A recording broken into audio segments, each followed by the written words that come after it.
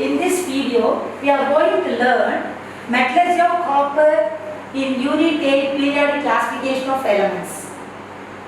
Copper is named as cuprum by the Romans because they got it from the island of Cyprus. It is found in the native state as well as in the combined state.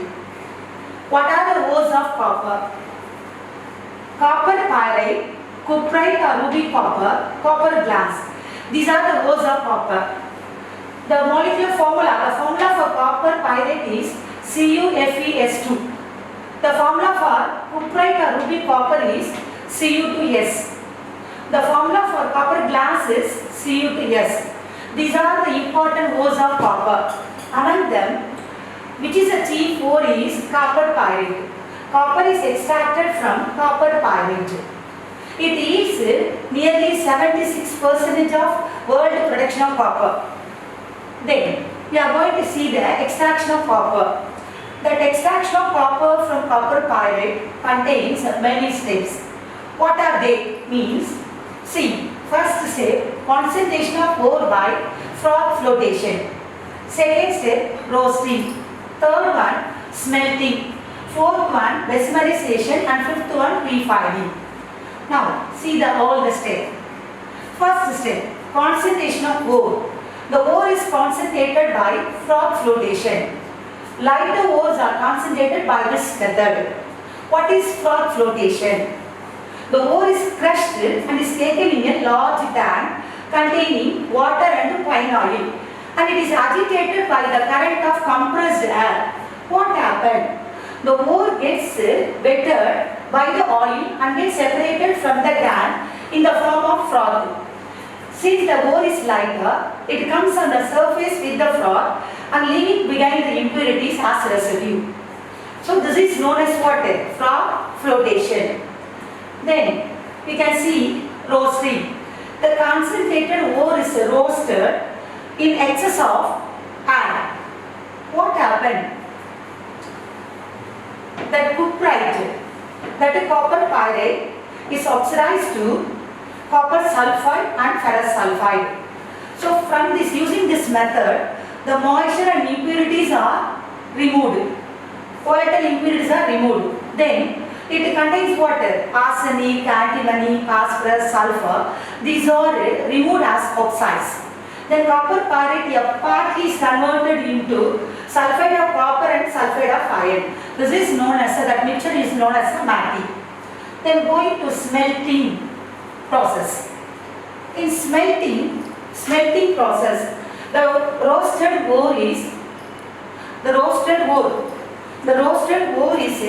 heat mixed with powdered coke and sand and is heated in a blast furnace in order to obtain the matte and slag. Slag is removed as waste. What is matte? You know very well, no? Matte is nothing but a mixture of sulfide of copper and sulfide of iron. That mixture is known as a matte. So from smelting process we are getting matte. Getting with water, powdered coke and sand. Next process, mesmerization. So what happened? That concentrated ore, that is we are getting smelting process, no? That matte is transferred to Bessemer converter in order to obtain the blister copper. What happened here? That ferrous sulfide from matte oxidized to ferrous oxide with the liberation of sulfur dioxide gas. That ferrous oxide reacts with the silica. It's nothing but what? Sand. Forms iron silicate. It is a slag. So it is removed as waste. It is an iron silicate, it is a slag. Then sulfide of copper is oxidized to oxide of copper, the copper oxide with the liberation of sulfur dioxide gas. That copper oxide react with unreacted copper sulfide gives blister copper with the liberation of sulfur dioxide. Blister copper means it is impure copper. Now that blister copper contains 98% of copper and 2% of impurities. So it is purified by electrolytic refining. See, in electrolytic refining, a thin plate of pure copper acts as a cathode. A block of impure copper acts as an anode. the mixture of, that is means what? Copper sulfate solution acidified with sulfuric acid is act as an electrolyte. When electricity passes through the electrolyte, what happens means your copper gets deposited at the cathode and the impurities are settled at the bottom of the anode in the form of sludge. So it is called as anode mud.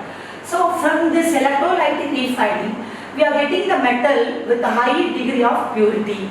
Are you able to follow, students? These are the extraction of copper. What are they means what? Concentration of ore by froth flotation, then roasting, then smelting, the mesmerization, last refining by electrolytic refining. Are you able to follow? Then, what are the physical properties of copper? Copper is a reddish brown metal with a high lustre. Lustre means shining. Lustre means what? Shining. It has high density and high melting point. What is the melting point? Copper means 1300 degree, without 1356 degrees Celsius is the melting point of copper. So then copper is a malleable and ductile. Malleable means the metal can be changed into sheet. That property is known as a malleability. Ductile means the metal can be changed into wire. That property is known as a ductility. So copper is a malleable and ductile. So it can be changed into sheet as well as wire. That's why we are using as what? Electric cables. These are the physical properties. Then move on to chemical properties. What are the chemical properties of copper? First one, action of air and moisture. What copper gets covered with a green layer of basic copper carbonate in the presence of carbon dioxide and moisture. Here the copper reacts with oxygen in the presence of carbon dioxide and moisture, forms a basic copper carbonate. In the formula for basic copper carbonate is CuCO3 CuOH twice. That is known as what? Basic copper carbonate, that is a green color. Then second, action of heat. At different temperature on heating, copper forms two types of oxide. For black color copper 2 oxide and red color copper 1 oxide. Here copper on heating with oxygen at below 1370 Kelvin, it gives black color copper 2 oxide. The formula for copper 2 oxide is a CuO. Then the same copper react with oxygen are above 1370 Kelvin. It is copper red color copper 1 oxide. So on heating at a different temperature, copper forms two types of oxide, copper 2 oxide, copper 1 oxide. Copper 2 oxide the color is what? Black. The copper 1 oxide color is red. Then action of acid. Next property is what? Action of acid. Copper do not react with dilute acid in the absence of air. But the copper reacts with the dilute acid in the presence of air. Use what? The copper reacts with dilute HCl. HCl is nothing but the hydrochloric acid. Gives copper 2 chloride.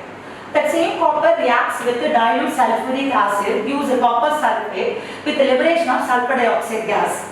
So these are the action of acid with the dilute HCl and dilute H2SO4. H2SO4 is nothing but the sulfuric acid. Then with the dilute HNO3. HNO3 is what? Nitric acid. HNO3 is what? Nitric acid. Copper reacts with the dilute nitric acid. HNO3 is what?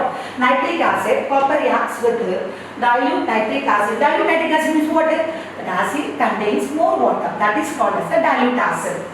Here forms a copper nitrate with the liberation of nitric oxide. With the dilute H2SO4, it liberates sulfur dioxide gas. With the dilute HNO3, it liberates nitric oxide, NO. Then action of chlorine. Copper reacts with chlorine, forms copper 2 chloride. Cu plus Cl2 gives what? CuCl2. CuCl2. That CuCl2 is nothing but copper 2 chloride. Then action on alkalis.